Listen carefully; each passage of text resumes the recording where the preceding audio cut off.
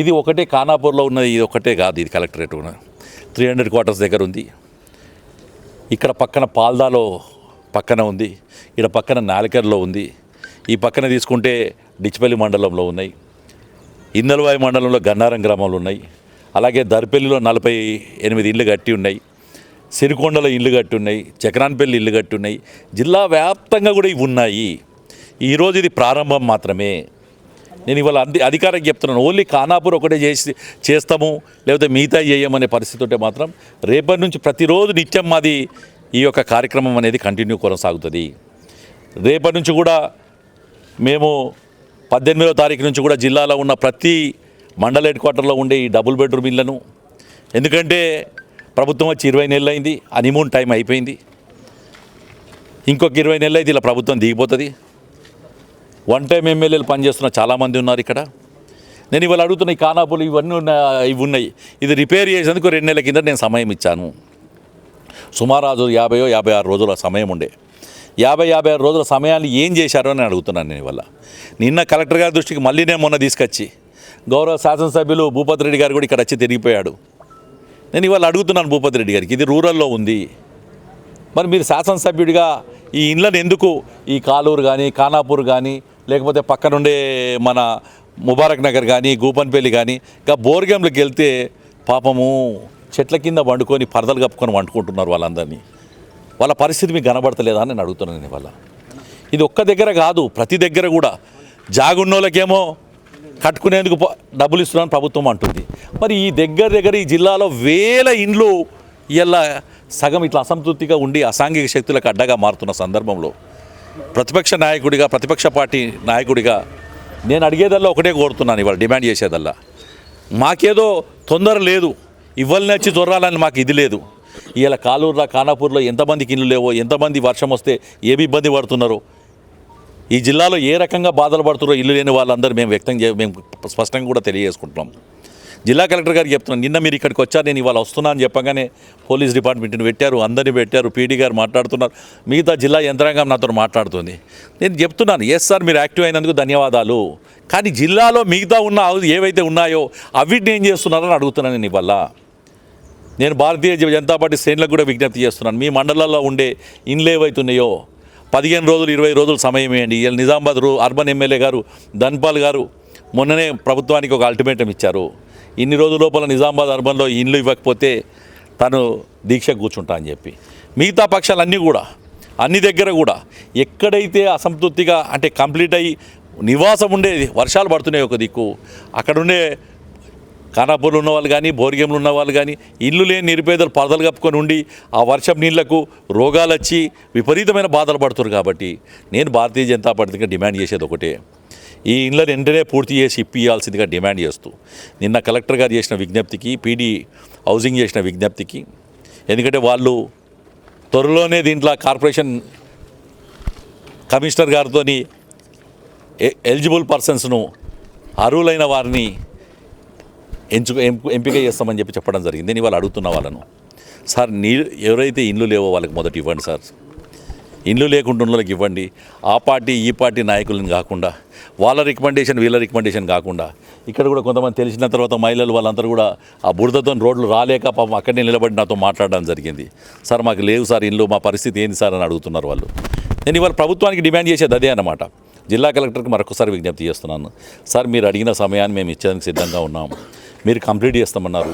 ప్రభుత్వ ప్రాసెస్లో ఎప్పుడు కూడా భారతీయ జనతా పార్టీ ఇన్వాల్వ్ కాదు, కానీ లేట్ అవుతున్న కొద్దీ మాత్రం ప్రజల్లో అంటే ఆవేదన చూసుకున్న తర్వాత ప్రజల కోసం పనిచేసే పార్టీ కాబట్టి మేము కంపల్సరీ స్పందించాల్సిన అవసరం ఉంది. ఇవాళ మీరు సమయం అడిగారు కాబట్టి ఈ సమయం ఇస్తున్నాం. జాతీయ జెండా ఎగరేస్తామని వచ్చాం. పోలీస్ డిపార్ట్మెంట్ వాళ్ళు సార్ మీరు అక్కడ గృహప్రవేశాలు చేస్తున్నారంటే మేము ఎప్పుడు కూడా చెప్పాం, భారతీయ జనతా పార్టీ ఏ రోజు కూడా రాజ్యాంగాన్ని చేతిలోకి తీసుకోదు. నేను ఆ రోజు కూడా చెప్పాను, సార్ మీరు కేటాయించకపోతే 14 సాయంత్రం వరకు కేటాయించకపోతే ప్రాసెస్ స్టార్ట్ చేయకపోతే మేమే గృహప్రవేశాలు చేస్తామని చెప్పాం.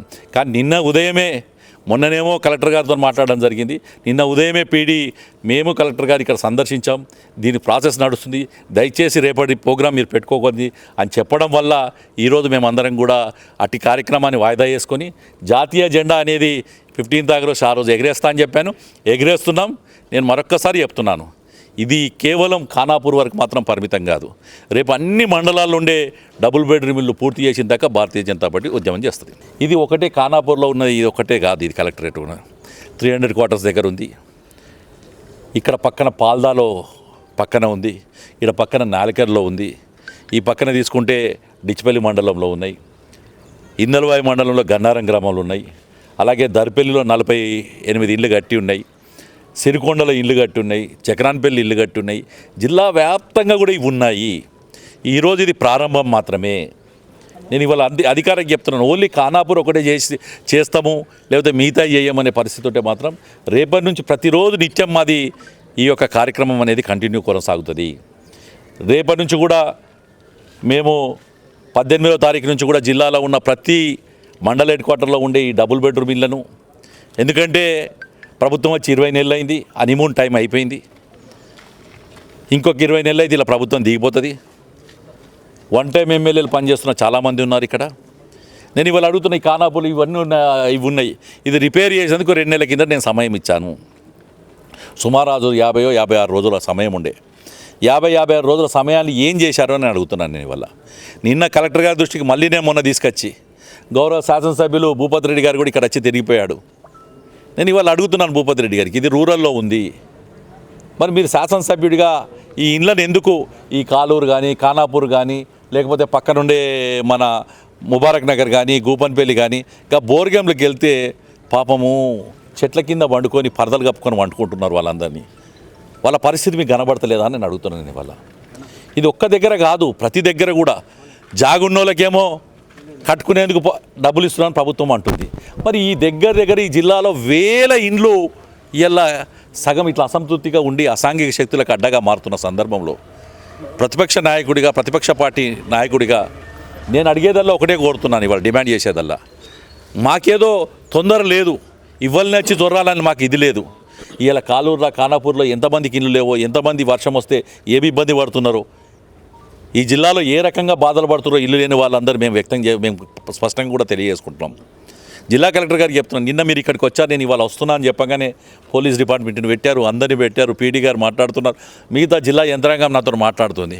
నేను చెప్తున్నాను, ఎస్ సార్ మీరు యాక్టివ్ అయినందుకు ధన్యవాదాలు, కానీ జిల్లాలో మిగతా ఉన్న ఏవైతే ఉన్నాయో అవిటిని ఏం చేస్తున్నారని అడుగుతున్నాను నేను ఇవాళ.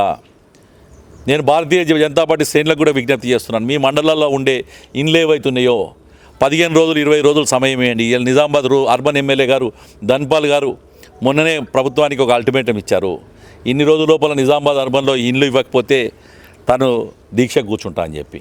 మిగతా పక్షాలన్నీ కూడా అన్ని దగ్గర కూడా ఎక్కడైతే అసంతృప్తిగా అంటే కంప్లీట్ అయ్యి నివాసం ఉండేది, వర్షాలు పడుతున్నాయి ఒక దిక్కు, అక్కడుండే ఖానాపూర్లో ఉన్న వాళ్ళు కానీ బోర్గంలో ఉన్న వాళ్ళు కానీ ఇల్లు లేని నిరుపేదలు పరదలు కప్పుకొని ఉండి ఆ వర్షం నీళ్లకు రోగాలు వచ్చి విపరీతమైన బాధలు పడుతున్నారు. కాబట్టి నేను భారతీయ జనతా పార్టీగా డిమాండ్ చేసేది ఒకటే, ఈ ఇళ్ళని వెంటనే పూర్తి చేసి ఇప్పియాల్సిందిగా డిమాండ్ చేస్తూ నిన్న కలెక్టర్ గారు చేసిన విజ్ఞప్తికి, పీడీ హౌసింగ్ చేసిన విజ్ఞప్తికి, ఎందుకంటే వాళ్ళు త్వరలోనే దీంట్లో కార్పొరేషన్ కమిషనర్ గారితో ఎలిజిబుల్ పర్సన్స్ను అర్హులైన వారిని